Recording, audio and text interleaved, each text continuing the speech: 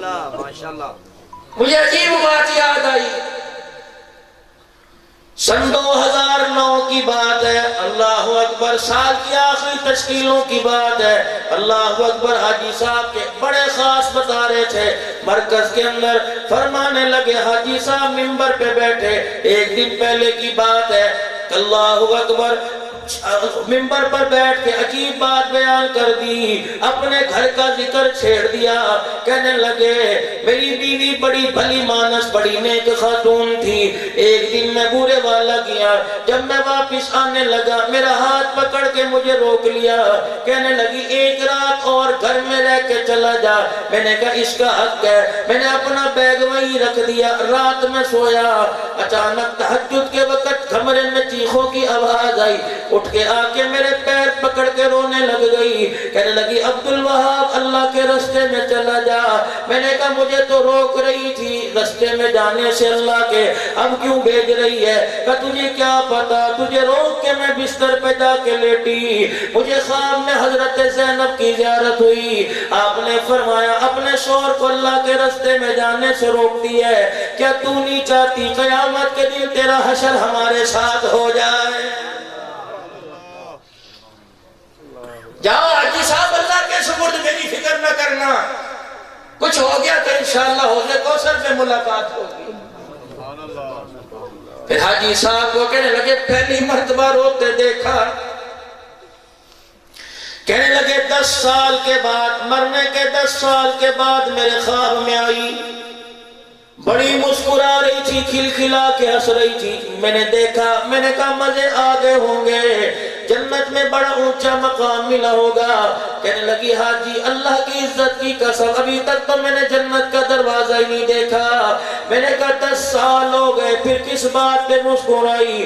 کہنے لگی عبدالوہاب وہ رات یاد کر لے جس رات میں نے تجھے روکا. پھر حضرت زینب کے خواب میں آنے پر تیرے پیروں میں ہاتھ رکھ کر میں نے تجھے اللہ کے رستے میں بھیجا. اللہ کو یہ ادا اتنی پسند آئی. مرنے کے بعد 10 سال ہو گئے ابھی فرشتوں کا مسافر ہی ختم نہیں ہوا.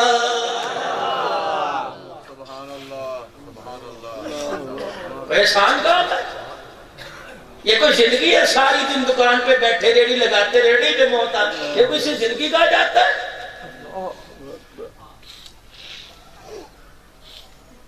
جاؤ قبرستان چلے جاؤ, رشتہ داروں سے جا کے پوچھو جن چیزوں کے لیے تم نے نہ عزت چھوڑی اپنی نہ پرائی کی, بتاؤ وہ دنیا تمہارے کتنے کام آئی. ساری قبروں سے رونے کی آواز آئے گی. کہنے لگے بڑے بڑے بے وفا دیکھے, اس دنیا سے بڑا کوئی بے وفا نہ دیکھا. سگی اولاد جب سے چھوڑ کے گئی ایک مرتبہ بھی پھیرا مارنے کو نہیں آئی. اور جو چلو پھیرا نہ مارتی کبھی اس نے اپنی دعاؤں میں مجھے یاد ہی نہ کیا. مجھے تو بھی بیوی کا پیار نہیں بھولتا. میرے جنازے والی چرپائی پر ہاتھ مار مار کے چوڑیاں توڑنے والی کہہ رہی تھی مینوں دسو تو صحیح کتے سہارے چھٹ کے جا رہے ہو. اتنی بے وفا نکلی, اتنی بے وفا نکلی. میرے مرنے کے بعد مدرسہ نہ کھولا, بیوٹی پارلر کھول کے بیٹھ گئی.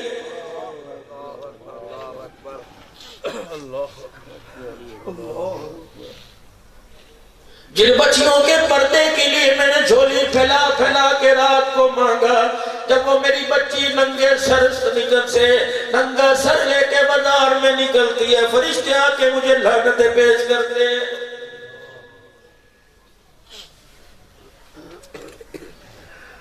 نوجوانوں سے گزارش کروں گا امیر ہو یا غریب ہو کسی کے دروازے پہ کھڑے نہ ہوا کرو. اللہ کی قسم غیرت مند دیکھ کے تمہاری طرف نظر نیچی کرے گا. اللہ اکبر. تمہارے پہ انگلی نہیں اٹھتی, تمہارے ماں باپ اور خاندان پہ انگلی اٹھتی ہے.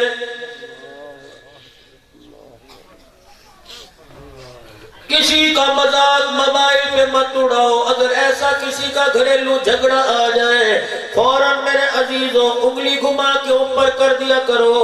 آج کسی پہ پردہ ڈال, قیامت کے دن اللہ تیرے ابوں پہ پردہ ڈالے گا. آج کسی کے موبائل کے اندر تصویریں دکھائے گا, آج نہیں تو کل اللہ پاک اس کی عزت بچا لے گا.